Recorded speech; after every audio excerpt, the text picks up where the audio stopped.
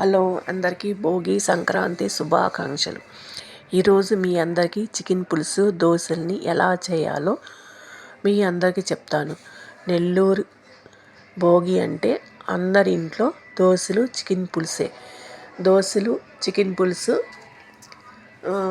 లేనిదే ఆ రోజు అసలు భోగి అనేదే జరగదు.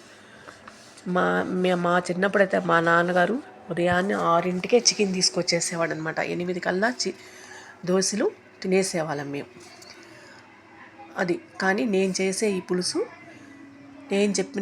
నేను చేసిన విధంగా మీరు చేస్తే 2 తినేవాళ్ళు 4 దోశలు తింటారు. ఒకసారి మీరు కూడా నేను చెప్పినట్టు చేసి చూడండి. ఇప్పుడు ఇంకా ఎలా చేయాలో వీడియోలోకి వచ్చేద్దాం. నేను కేజీ చికెన్ తీసుకొని కడిగి శుభ్రంగా ఇలా స్టవ్ మీద పెట్టేసాను. ఇది మూత పెడదాం ఒక 5 నిమిషాలు.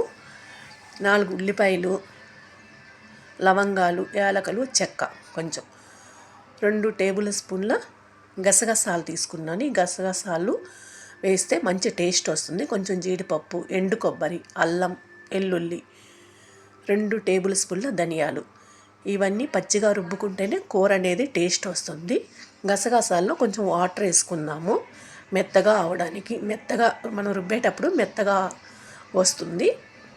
ఇది ఇందాక చికెన్ మూతేసి పెట్టాం కదా, అది కొంచెం నీరు వస్తుంది చికెన్లో నుంచి. ఆ నీరు వంచేసి ఇప్పుడు చికెన్లో మనము పసుపు, రుచికి తగినంత ఉప్పు, 2 స్పూన్ల కారం వేసి కొంతసేపు ఒక 5 నిమిషాలు దీన్ని చిన్న మంట మీద కలిపెట్టుకోవాలి.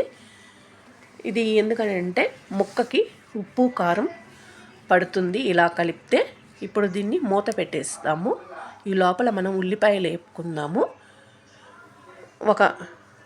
నేనైతే 3 టేబుల్ స్పూన్ల ఆయిల్ వేసాను. కొంచెం సన్నగా తరిగిన ఉల్లిపాయ, కరివేపాకు వేసి ఇది కొంచెం గోల్డ్ కలర్ వచ్చేంత వరకు ఈ ఉల్లిపాయని వేపుకోవాలి. ఇప్పుడు చికెన్ ఎలా ఉందో చూద్దాము. చికెన్ మూత తీసి ఇప్పుడు చికెన్ని కలిపెట్టుకోవాలి. చికెన్ కొంచెం ఉడికింది, కొంచెం మగ్గింది కదా, కొంచెంసేపు కలిపి ఇందులోకి కొంచెం వాటర్ అనేది పోసుకోవాలా. నేనైతే 2 గ్లాస్ వాటర్ పోసాను. కొంచెం వేపుకున్నాక వాటర్ పోస్తే కొంచెం బాగుంటుంది. ముందుగా వాటర్ పోసేస్తే ముక్క అనేది కొంచెం చవ్వగా ఉంటుంది. ఇప్పుడు దీనికి మూత పెట్టేద్దాము. ఇప్పుడు ఉల్లిపాయ ఎంతవరకు వేగిందో చూద్దాము. ఎందుకంటే ఉల్లిపాయ ఇలాగా ఇంకా ఇది కొంచెం 2 నిమిషాలు వేగాలి. కొంచెం గోల్డ్ కలర్ వచ్చేంత వరకు వేపుకుంటే బాగుంటుంది. ఇది వేపినాక ఇందాక మనం మసాలా రుబ్బుకున్నాం కదా మిక్సీలో, ఆ మసాలా వేసి ఈ మసాలా అనేది బాగా వేపుకోవాలా. మసాలా వేగిందంటే ఆయిల్ అనేది బయటికి కనిపిస్తుంది. ఇది ఆయిల్ బయటకు కనిపించేంత వరకు వేగాల.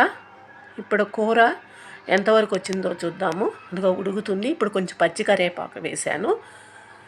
ఇదిగో ఆయిల్ ఇలా వచ్చింది కదా. ఇప్పుడు మసాలా అనేది వేగింది. ఇది 2 నిమిషాలు కలిపి మనం దీన్ని చికెన్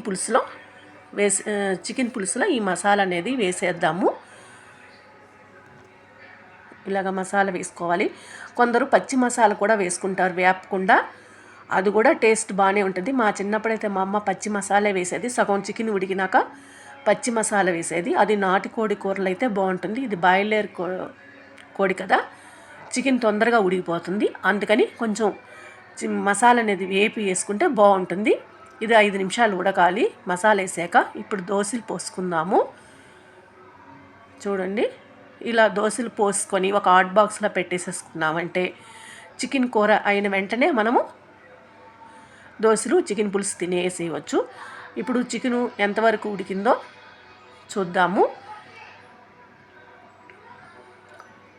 చూడండి, ఇప్పుడు ఉడికింది. ఇప్పుడు ఉప్పు చూసుకొని మనం ఉప్పు కారం చూసుకొని ఒకవేళ తగ్గితే వేసుకోవచ్చు. నాకైతే ఉప్పు కొంచెం తగ్గింది, వేసాను. ఇందాక మనం గరం మసాలా ఇది మిక్సీలో వేసి రుబ్బలేదు. ఇది పొడి వేసుకోవాలా.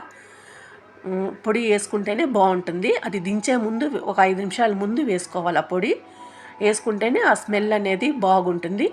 ఇప్పుడు ఇందులోకి కొత్తిమీర, పుదీనా వేసి కొంచెంసేపు కలిపెట్టుకోవాలా. పుదీనా కొత్తిమీర కూడా కొంచెం ఉడకాలి, ఉడికితేనే కొంచెం కూర అనేది బాగుంటుంది.